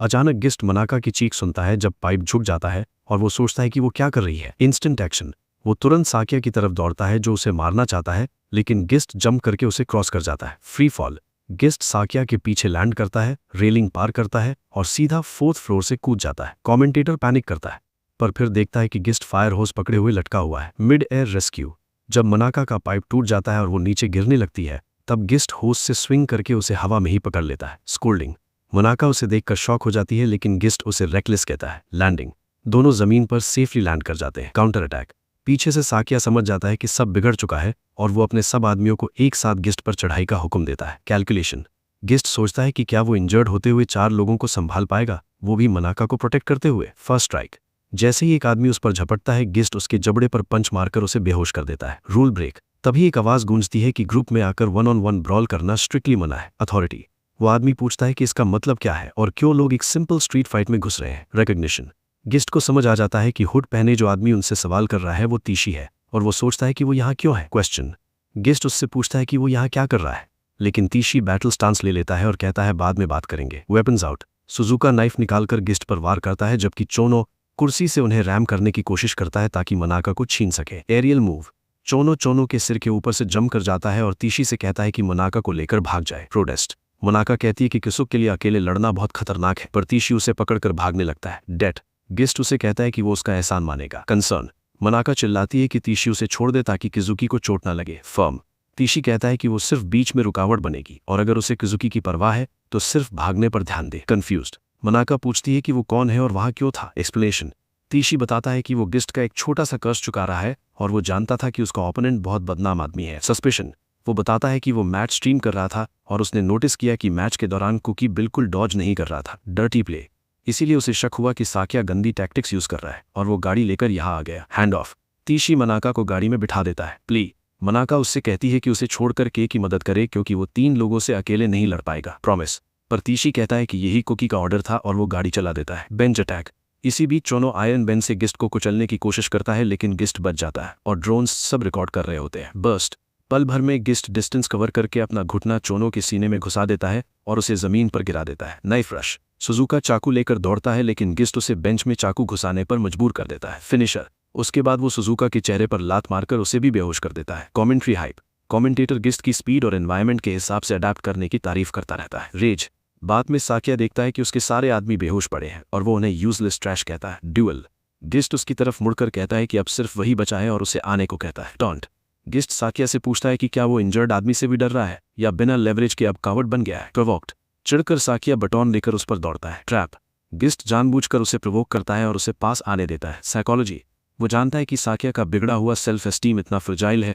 कि थोड़ा सा टॉन्ट ही काफी है। मिस्टेक, साकिया बटन से मारना चाहता है लेकिन गिस्ट जानता है कि उसकी टेक्निक अब डल हो चुकी है क्योंकि वो कंपोजर खो चुका है। डिसार्म, अचानक गिस्ट हवा में ही उसका हाथ पकड़कर उसे मुंह के बल जमीन पर पटक देता है जिससे उसके होंठ फट जाते हैं। फिनिशिंग मूव, साकिया शॉक में पड़ जाता है और देखता है कि गिस्ट बटन उठाकर उसे खत्म करने जा रहा है। विक्ट्री, थोड़ी ही देर में गिस्ट मैच जीत जाता है और लेजेंडरी टेक्निक वेपनलेस डिसार्म से फिनिश करता है। और व्यूअर्स हैरान रह जाते हैं और कोई पूछता है कि क्या कसुकी तलवारों में भी माहिर है क्योंकि उसकी स्ट्रेंथ सोच से परे है। ब्लड लॉस, बाद में गिस्ट को एहसास होता है कि उसे जल्दी ट्रीटमेंट चाहिए क्योंकि वो काफी खून खो चुका है। सायरन्स, तभी रोशनी पड़ती है और पुलिस आकर मजा खराब कर देती है। बैड साइन, गिस्ट समझ जाता है कि ये अच्छा नहीं है। ट्विस्ट, पर जब वो वर्स्ट के लिए तैयार होता है पुलिस सीधा साकिया और उसकी गैंग को पकड़ लेती है क्योंकि वही उनका टारगेट थे। होम कॉल, बाद में चिनाटू काना से पूछती है कि क्या वो आज लेट काम करेगी। अपॉलॉजी, काना माफी मांगती है क्योंकि वो एक इंपॉर्टेंट स्टोरी के बीच में है। केयर, चिनाटू ज्यादा थकान ना लेने को कहती है लेकिन काने कहती है चिंता ना करे। फैमिली प्लान, काना सजेस्ट करती है कि तीनों बाद में कुछ खाने चलेंगे। कंसर्न, वो किजुकी के बारे में पूछती है क्योंकि उसे सुना था कि वो कल रात पार्क की सीढ़ियों से गिरकर हर्ट हो गया था। ट्रूथ, चिनाटू मानती है कि उसका बड़ा भाई घर लौटा था स्क्रैचेस से भरा हुआ। टीज, कहने कहती है कि वो कितना क्लमजी है। न्यूज़, इसी दौरान गिस्ट टीवी पर पिछली रात साकिया की गैंग की गिरफ्तारी की न्यूज़ देखता है। मीडिया स्टॉर्म, उनकी अरेस्ट की खबर अगले सुबह हर चैनल पर छा जाती है और गिस्ट हैरान होता है कि इतनी जल्दी और इतनी बड़ी कवरेज हुई है। चार्जेस सुनकर वो और भी शॉक हो जाता है। क्राइम्स, गैंग पर robbery, sexual assault, drug trafficking जैसे कई सीरियस क्राइम्स लगे होते हैं, भले ही वो माइनस थे। सेंसेशनल। मीडिया को सबसे ज्यादा मजा इस बात का आता है कि साकिया का बाप टोक्यो मेट्रोपॉलिटन पुलिस का एक्टिव डेप्यूटी कमिश्नर जनरल है। स्पेकुलेशन। मीडिया अंदाजा लगाती है कि शायद उसके बाप ने क्राइम्स कवर अप किए हों। डिसएग्री। पर गिस्ट इस बात से सहमत नहीं होता। फ्लैशबैक में गिस्ट बताता है कि उसका नया ओपोनेंट सी रैंक का है। सरप्राइज। तीशी हैरान होता है कि सिर्फ 2 फाइट्स के बाद ही प्रमोशन मैच मिल गया। रैंकिंग। तीशी समझाता है कि रैंक्स एस से डी तक होते हैं और न्यू कमर्स डी से शुरू करते हैं। सिस्टम। बैटल रिकॉर्ड और व्यूअर पॉपुलैरिटी के बेस पर प्रमोशन मैचेस मिलते हैं। बेनिफिट्स। सिर्फ एक रैंक ऊपर जाने पर ट्रीटमेंट बिल्कुल अलग हो जाता है, इसलिए सब प्रमोशन के लिए मरे जाते हैं। करप्शन। सी रैंक फाइटर्स के क्राइम्स पुलिस नजरअंदाज कर देती है। ये सुनकर गिस्ट शॉक हो जाता है। Present doubt. प्रेजेंट में गिस्ट को याद आता है कि पिछली रात पुलिस का बिहेवियर थोड़ा अजीब था। पैटर्न। उन्होंने गिस्ट को इग्नोर करके सीधा साकिया को अरेस्ट किया। पावर। अगर तीशी की बात सच है तो इसका मतलब सुसानो मैनेजमेंट के पास स्टेट अथॉरिटी भी है। फियर। वो सोचता है कि क्या उसे मारने वाले लोग इतने पावरफुल हैं। Profile reveal. थोड़ी ही देर में रिपोर्टर बताता है कि साकिया मिडिल स्कूल में नेशनल केंडो चैंपियनशिप में 3rd आया था और ट्रेनिंग सेंटर का लीडर था। फ्रेशर। नेशनल में 3rd आना भी बड़ा रिजल्ट है, लेकिन उसके बाप ने उसे फर्स्ट न आने पर डांटा था। एब्यूज। एलीट फैमिली में फर्स्ट के अलावा सब बेकार माना जाता है। डाउनफॉल। यहीं से साकिया की जिंदगी बिगड़नी शुरू हो गई। एनालिसिस। न्यूज कहती है कि शायद एलीट फैमिली का एजुकेशनल अब्यूज ही उसे इतना वायलेंट बना गया। इंटरप्ट। तब चिनाटू आकर गिस्ट से पूछती है कि वो टीवी इतने खौफनाक चेहरे से क्यों देख रहा है। प्लेफुल। गिस्ट मजाक में कहता है कि कुछ नहीं है। पिकअप। चिनाटू बताती है कि वो उसे कब से बुला रही थी क्योंकि मनाका उसे लेने आई है और दोनों के पैचअप होने पर वो उसे प्रेस करती है। Morning walk. जब किसुक बाहर आता है तो मनाका उसे ग्रीट करती है और दोनों स्कूल की तरफ चल पड़ते हैं। चेक। गिस्ट पूछता है कि क्या वो सच में ठीक है। ग्रैटिट्यूड। मनाका कहती है कि हाँ, उसकी वजह से। मेंशन। वो बताती है कि बॉक्सिंग क्लब के कोच तीशी उसे बाद में घर छोड़कर गए थे। अपॉलॉजी बाव। स्कूल पहुंचकर गिस्ट अचानक झुककर मनाका से माफी मांगता है जब वो आगे बढ़ रही होती है। सरप्राइज। मनाका शोक हो जाती है और पूछती है कि वो किस बात की माफी मांग रहा है जबकि गलती साकिया की थी। रिस्पॉन्सिबिलिटी। गिस्ट समझाता है कि उसकी लापरवाही की वजह से वो इस सब में फंस गई। ट्रूथ। वो ये भी कहता है कि शायद अब सुसानो छोड़ना आसान नहीं होगा। फियर। मनाका कहती है कि कल रात सिर्फ इसलिए डरावनी नहीं थी क्योंकि उन लोगों ने उसके साथ क्या करना चाहा, बल्कि इसलिए भी क्योंकि उसने उसे पीटते हुए देखा। वरी। वो कहती है कि अगर वो ये स्ट्रीमिंग फाइट्स करता रहा तो शायद एक दिन मर जाएगा, और ये सोच उसे अंदर से हिला देती है। लेकिन अब मानाका को समझ आ जाता है कि वो इस बात को लेकर सीरियस है, क्योंकि चिनाटू को बचाने का यही एक तरीका है। इसलिए वो अब उसे रोकने की कोशिश नहीं करेगी, लेकिन बदले में वो उससे कहती है कि वो उसे मदद करने देना, चाहे वो ज्यादा कुछ ना कर पाए, वो बस थोड़ा सा ही सही उसे सपोर्ट करना चाहती है। ये सुनकर गिस्ट थोड़ा सरप्राइज हो जाता है, लेकिन मनाका तुरंत क्लास के लिए भाग जाती है क्योंकि उन्हें लेट हो रहा होता है। भागते हुए वो नोटिस करती है कि कसुक का चेहरा, आवाज और बोलने का तरीका बिल्कुल सेम है, लेकिन फिर भी उसमें कुछ अलग सा है। उसे याद आता है कैसे उसने उसे प्रोटेक्ट किया था, और वो सोचती है कि क्या वो वाकई कसुक ही है। इसी बीच काना एक आदमी को तोकुरा नाम से बुलाती है और बताती है कि वो वीकली रे पेपर से है। वो कहती है कि वो कल भी आई थी और आज उससे बात करने की उम्मीद रखती है, लेकिन कोई जवाब नहीं मिलता। जब दरवाजा नहीं खुलता तो वो कहती है कि वो दरवाजे के थ्रू ही बोल देगी। वो तोकुरा को बताती है कि वो कभी मिनिस्ट्री ऑफ डिफेंस के अंडर स्पेशल फोर्सेज यूनिट का हिस्सा था और 8 साल पहले एम्बेसी स्टाफ रेस्क्यू ऑपरेशन में इन्वॉल्व था। वो कहती है कि ये सरप्राइजिंग है कि एक फॉरेन टेररिस्ट इंसिडेंट के लिए जापानीज स्पेशल फोर्सेज मोबिलाइज की गई थी, लेकिन इस इंसिडेंट को रिजॉल्व करने वाला कोई स्पेशल फोर्सेज या लोकल मिलिट्री का मेंबर नहीं था।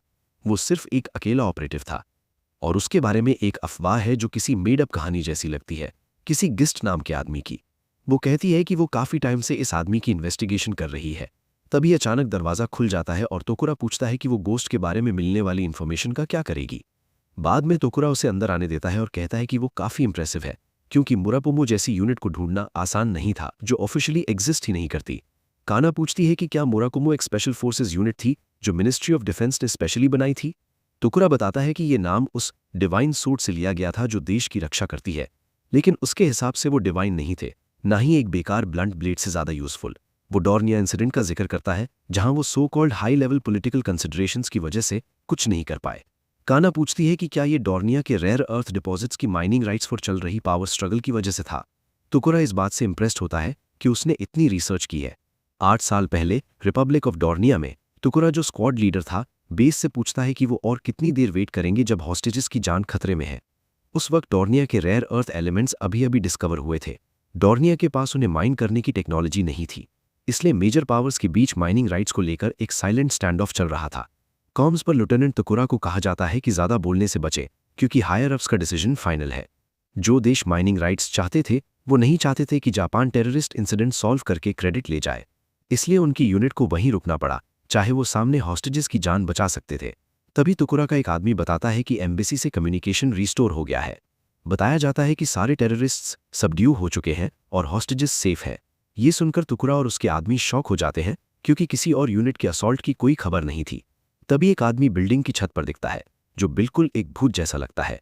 उसकी आंखें बर्फ जैसी ठंडी होती हैं, पूरे शरीर से शांत किलिंग इंटेंट निकल रहा होता है और उसकी प्रेजेंस मुश्किल से महसूस होती है। वो आदमी धीरे धीरे गायब हो जाता है और तुकुरा उसे बस कुछ पल के लिए ही देख पाता है। प्रेजेंट में काना हैरान होती है कि गिस्ट वाकई एग्जिस्ट करता था।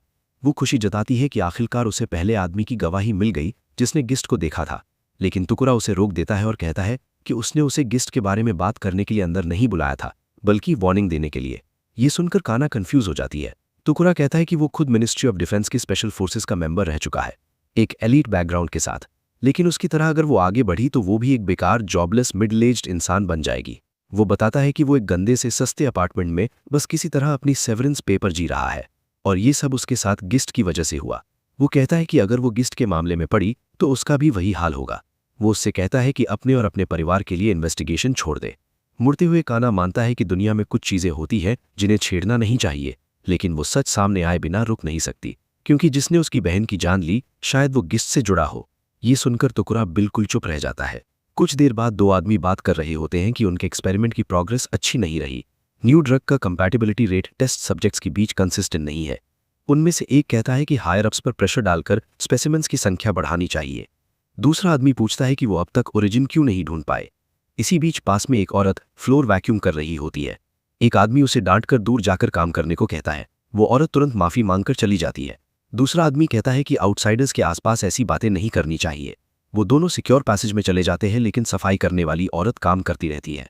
इस वक्त गिस्ट स्कोप से उसे देख रहा होता है और कंफर्म करता है कि ये इज़नामी फार्मास्यूटिकल्स की बिल्डिंग है। इज़नामी फार्मास्यूटिकल्स एक ऐसी कंपनी है जो रीसेंट सालों में बहुत तेजी से ग्रो हुई है। गिस्ट यहाँ इसलिए आया है क्योंकि उसके साथ पहले कुछ हुआ था। पास्ट में वो तेईसी से मिला था ये जानने के लिए कि फाइट का पैसा कहाँ से आया। परमिशन लेकर उसने फंड फ्लो ट्रेस किया और अपनी कमाई के रूट से कंपेयर किया। दोनों पेमेंट्स कई कंपनीज के थ्रू जाते हैं, लेकिन एक कॉमन पॉइंट इज़नामी फार्मास्यूटिकल्स है। प्रेजेंट में वो बिल्डिंग में घुसने की तैयारी करता है और ग्रैपल हुक फायर करके स्विंग करता है।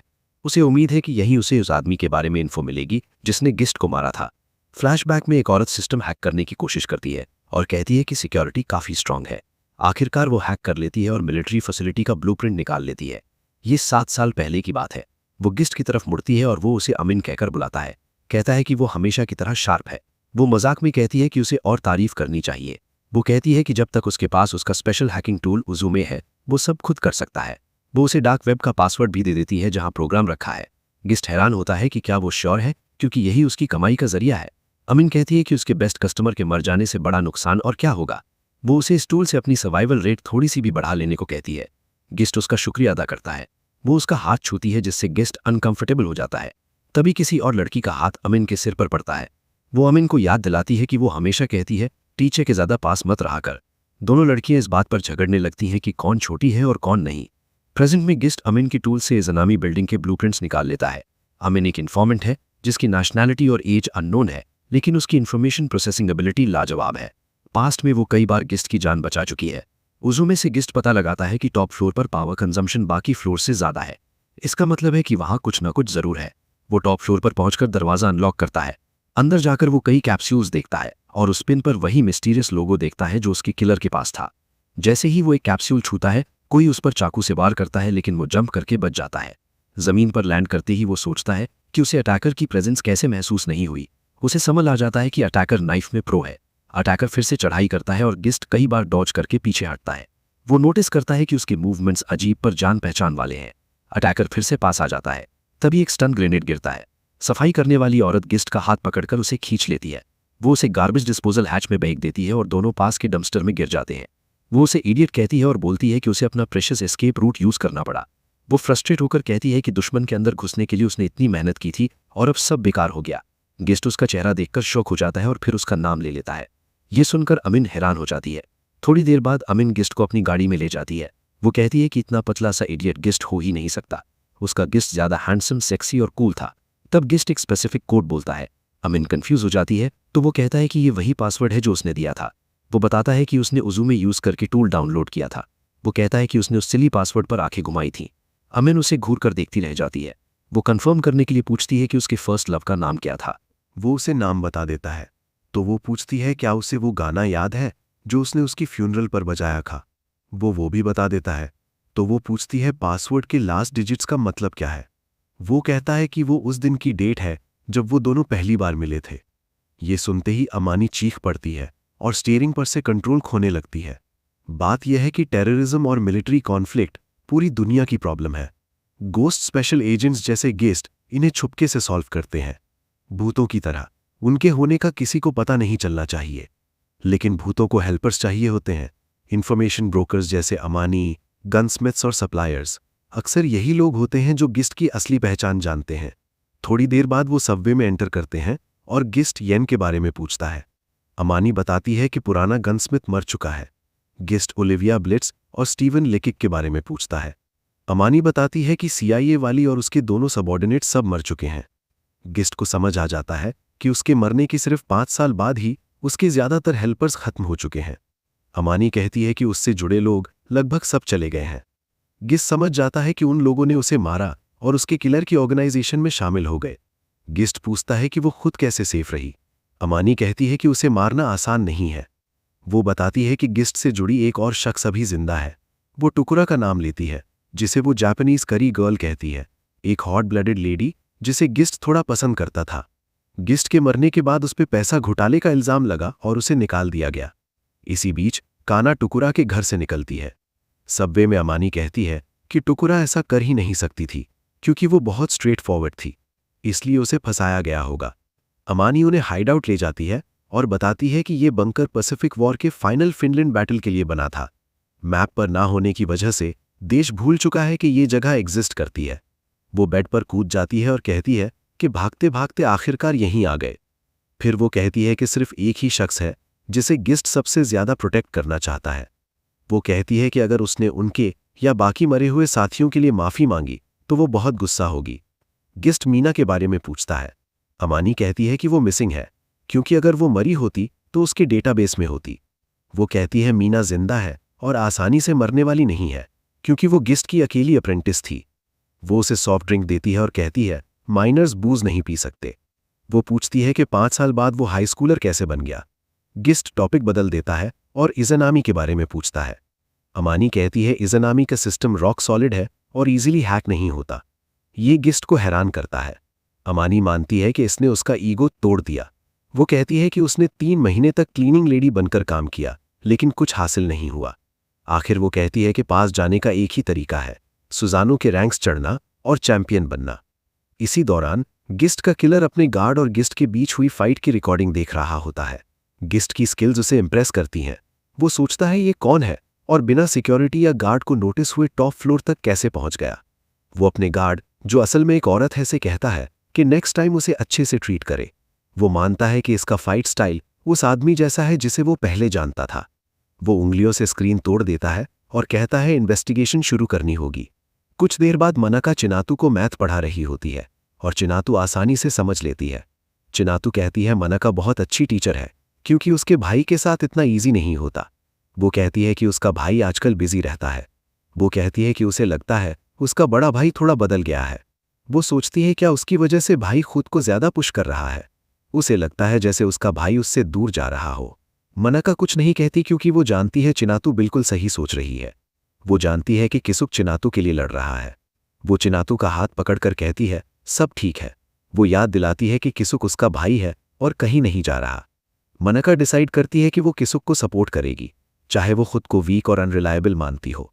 वो उस अच्छे किसुक को खोना नहीं चाहती। अजीब तरह से चिनातू पूछती है क्या वो अपने भाई के लिए लव एक्सप्रेस कर रही है। मनका शर्माकर हाथ छोड़ देती है। वो पूछती है चिनातू क्या बोल रही है। चिनातू उसकी बात दोहराकर कहती है ये प्यार है। वो कहती है कि उसे मनका और उसके भाई का रिश्ता पूरी तरह से अप्रूव्ड है। वो एडवाइस देती है कि अगले बार भाई को बताना, ना कि उसे। आखिर चिनातू मनका को थैंक्स कहती है। तब गिस्ट आ जाता है और चिनातू उसे वेलकम करने भागती है। वो देखती है कि वो काना को उठाए हुए है जो एलिवेटर हॉल में बेहोश पड़ी थी। वो उसे कुर्सी पर बिठाता है और कहता है लगता है आज इंटरव्यू अच्छा नहीं गया। काना बकबक शुरू कर देती है किसी ऐसे आदमी के बारे में जो बस उदास घूमता रहता है। वो उसे नार्सिसिस्टिक प्रिटी बॉय कहती है। वो किसुक को कहती है कि पास्ट में अटक कर लूजर मत बनना। गिस्ट समझ नहीं पाता वो किसके बारे में बोल रही है और सिर्फ उसके शूज उतारने पर फोकस करता है। बाद में काना को उल्टी आने लगती है और चिनातू उसे बाथरूम ले जाती है। गिस्ट मनका को देखकर थैंक्स करता है कि उसने चिनातू का ख्याल रखा। वो कहता है कल उसे किसी से मिलवाना चाहता है। अगला दिन मनका अमानी से मिलती है जो नेने अमत्सु के नाम से इंट्रोड्यूस होती है और खुद को किसुक की मैनेजर बताती है।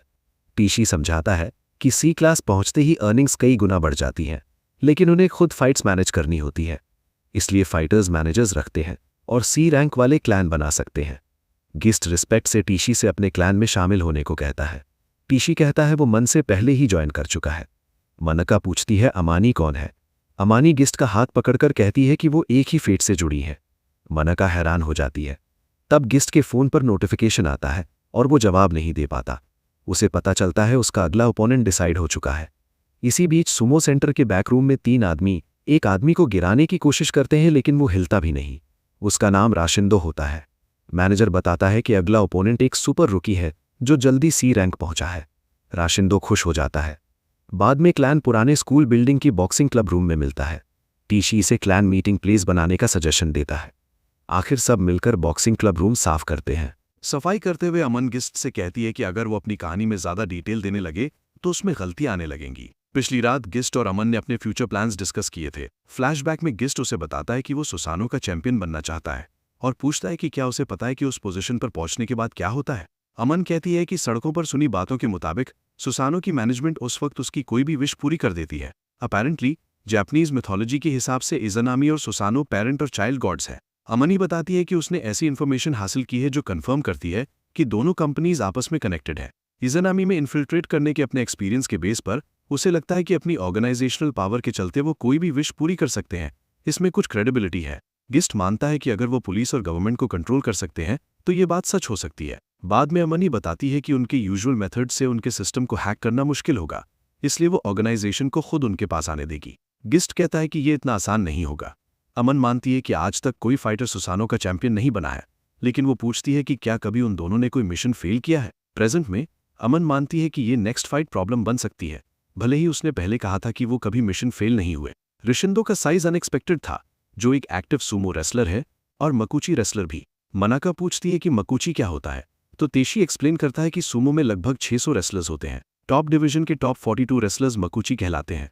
बेसिकली मकुची प्रोज के प्रोज होते हैं। इसके ऊपर से रिशिंदो 190 सेंटीमीटर लंबा है और 200 किलो का है, जो उसे मकुची रेसलर्स में भी सुपर हैवीवेट बना देता है। उस और किसुकी के बीच का फिजिकल डिफरेंस बिल्कुल होपलेस लगता है।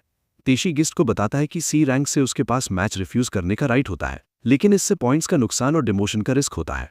तेशी कहता है कि ये ओपोनेंट बहुत ज्यादा है और फ्रस्ट्रेट होने के बावजूद मैच रिफ्यूज करने की सलाह देता है। लेकिन गिस्ट रिशिंदो का वीडियो देखता है और उसकी कमर के कपड़े की तरफ इशारा करता है, जिसे वो केशो मवाशी कहता है। तेशी कहता है कि वो मवाशी है जो रिंग एंट्रिंग सेरेमनी के वक्त पहनी जाती है और अक्सर स्पॉन्सर का गिफ्ट होती है। ये गिस्ट को सरप्राइज करता है, लेकिन वो तेशी से कहता है कि वो मैच लेगा, जो एशी को शॉक कर देता है। इसी बीच काना टीवी पर सुमो मैच देख रही होती है। आराम करते हुए गिस्ट घर आता है और कैने को जल्दी घर पर देखकर हैरान होता है। कैने उसे वेलकम करती है और बताती है कि उसने पेड डे ऑफ लिया है और रात को सब साथ डिनर पर जाने की उम्मीद कर रही थी, लेकिन वो कहती है कि वो अभी हिल नहीं सकती क्योंकि उसने थोड़ा ज्यादा पी लिया है। गिस्ट उसे कहता है कि वो खुद को ज्यादा पुश न करे। गिस्ट पूछता है कि क्या चिनाटो शॉपिंग पर गई है। कैने बताती है कि वो हेडेक की दवा लेने गई है। वो कहती है कि चिनाटो कितनी अच्छी लड़की है और खुद को एक फील्ड गार्डियन कहकर अफसोस करती है। कैने खुद से कहती है कि उसे अपना एक्ट सुधारना होगा, लेकिन उससे पहले वो सच ढूंढ कर रहेगी, खासकर किसुकी और चिनाटो के लिए। बाद में गिस्ट पूछता है कि क्या वो सुमो की फैन है, तो वो हाँ कहती है। वो कहती है कि वो मकुची और जूलियो मैचेस रोज देखती है। वो गिस्ट से पूछती है कि क्या उसे सुमो में इंटरेस्ट है, तो वो हाँ कहता है। 2 दिन बाद कमेंटेटर सुसानो बैटल के इस एडिशन में सबका स्वागत करता है, जिसमें रेयरली देखा जाने वाला साइज डिफरेंस है। कमेंटेटर कहता है कि ये जायंट और ड्वार्फ के बीच की फाइट है और पूछता है कि क्या किसुकी जायंट रिशिंदो को हरा पाएगा। इसी बीच रिशिंदो देखता है कि जिसे राइजिंग रुकी कहा जा रहा है वो बस एक पतला सा लड़का है, तो वो उसे 2 टुकड़ों में तोड़ देने का प्लान बनाता है। व्यूअर्स एक्साइटमेंट के साथ देखते हैं और उन्हें अपनी आंखों पर यकीन नहीं होता। कमेंटेटर अनाउंस करता है कि मैच शुरू होने वाला है, लेकिन रिशिंदो तुरंत गिस्ट पर चार्ज करता है और उसे उठा लेता है। वो कहता है कि नेक्स्ट लाइफ में वो ग्रेट रिशिंदो को चैलेंज करने का अफसोस करेगा। गिस्ट बिल्कुल शॉक हो जाता है और खुद को जमीन पर पाता है। कमेंटेटर ये इग्नोर कर देता है कि मैच ऑफिशियली शुरू भी नहीं हुआ था और रिंडो की पावर की तारीफ करता है। ईयरबड्स के थ्रू रिशिंदो का स्पॉन्सर उसे कहता है कि व्यूअर्स के लिए बेटर शो दे। रिशिंदो कहता है कि अभी खत्म नहीं हुआ। रिंडो कहता है कोई इम्पैक्ट नहीं था क्योंकि छोटे लड़के ने उसकी चार्ज डॉज कर ली। थोड़ी देर बाद गिस्ट उठ जाता है और क्लैन को रिलीफ मिलता है। तेशी मानता है कि उसे लगा था ये एंड है और बताता है कि इम्पैक्ट के मोमेंट पर गिस्ट ने जंप बैक करके फोर्स कैंसिल कर दी। कमेंट्स पर गिस्ट से पूछती है कि क्या वो अभी फाइट कर सकता है। गिस्ट कहता है कि उसे थोड़ा चक्कर आ रहा है लेकिन वो ठीक है। बाद में रिंडो गिस्ट को लिटिल पंक कहता है और मानता है कि उसने उसकी चार्ज झेल ली। वो मानता है कि वो थोड़ा शॉक है कि एक नॉविस ने उसे डॉज कर लिया। रिशिंदो फिर से फुल स्पीड में आता है लेकिन इस बार गिस्ट पूरी तरह डॉज कर लेता है। रिंडो मुड़कर देखता है तो गिस्ट उसके चेहरे पर किक लैंड करता है लेकिन गिस्ट शॉक हो जाता है जब रिशिंदो हिल तक नहीं और मजाक करता है कि जैसे चेहरे पर मच्छर बैठ गया हो। ये साफ है कि रिशिंदो बिल्कुल भी हर्ट नहीं हुआ। क्लैन हैरान रह जाता है क्योंकि किसुकी की किक लैंड हुई थी। मैच लोकेशन पर रिशिंदो फिर से चार्ज करता है और गिस्ट भागकर बच जाता है। गिस्ट समझ जाता है कि रेसलर के लिए हेड पर ब्लो काम नहीं करेगा। मकुची रेसलर की चार्ज का फोर्स लगभग 1 टन होता है। रिशिंदो चार्ज मिस करता है और पास के ट्रक से टकराकर उसका एक साइड तोड़ देता है। मकुची रेसलर्स 15 दिन के टूर्नामेंट में रोज ऐसी हेड चार्जेस लेते हैं जो रोज कार एक्सीडेंट जैसा होता है। तेशी याद करता है कि किसुकी की अपोनेंट मूवमेंट्स रीड करने की एबिलिटी टॉप नॉच है और वो काउंटर्स लैंड करता है लेकिन अब फिजिकल डिफरेंस की वजह से ये होपलेस लगता है। रिशिंदो किसुकी को पकड़ने की कोशिश करता है लेकिन वो मुश्किल से बच जाता है। गिस्ट को समझ आता है कि रिंडो अपने साइज के हिसाब से काफी फास्ट है। वो जानता है कि एक ही हिट में वो डाउन हो जाएगा। हैरानी की बात यह है कि रिंडो उसके साथ आर्म्स लॉक कर लेता है और मजाक में पूछता है कि क्या उसे लगा वो सिर्फ पुश ही कर सकता है। वो कहता है कि उसके पास 4 अलग मूव्स हैं और उसे मुंह के बल पटक देता है। तेशी कमेंट्स पर चिल्लाता है कि रेजिस्ट न करे और खुद को थ्रो होने दे। गिस्ट बिल्कुल ऐसा ही करता है। वो गिरते हुए समरसॉल्ट करता है और अपना आर्म छुड़ा लेता है। गिस्ट तुरंत डिस्टेंस बना लेता है तो तेशी पूछता है क्या वो ठीक है। गिस्ट कहता है कि उसकी वजह से वो जमीन पर नहीं पटका गया लेकिन लेफ्ट चेस्ट में चोट लगी है जो छोटी कीमत है। रिंडो सामने आकर पूछता है कि वो कौन है। वो उसे और चंको खाकर बल्कअप करने को कहता है और अपना पर्सनल अटेंडेंट बनने का ऑफर देता है। रिंडो याद करता है कि मैनेजर ने मैच लाइवली बनाने को कहा था तो वो हैंडीकैप देने का ऑफर देता है। हाथ उठाकर कहता है कि जो भी अटैक हो ले आओ। जब गिस्ट हिचकिचाता है तो रिंडो पूछता है कि क्या वो ऐसे ओपोनेंट से डर रहा है जो अटैक ही नहीं करेगा। चांस। तेशी कहता है कि ये चांस है क्योंकि वाइटल पॉइंट पर हिट लगे तो रेसलर भी सेफ नहीं रहता। ओपनिंग। तेशी नोटिस करता है कि रिंडो अपनी सेंटर लाइन पर वाइटल पॉइंट्स ओपन कर रहा है। मिस्टेक। उसे लगता है कि ये केयरलेसनेस उसकी हार का कारण बनेगी क्योंकि वो कैसुकी को अंडर एस्टिमेट कर रहा है। कंफर्म। गिस्ट रिंडो से पूछता है कि क्या वो श्योर है। कंसेंट। रिंडो कहता है कि जो मर्जी हो कर लो। तुरंत गिस्ट डिस्टेंस क्लोज करता है लेकिन जंप करते ही रिंडो कहता है कि वो मजाक कर रहा था। ट्रैप। उसे पकड़ने के लिए हाथ बढ़ा देता है क्योंकि वो इतना बेवकूफ नहीं है कि अटैक झेल ले। डूम।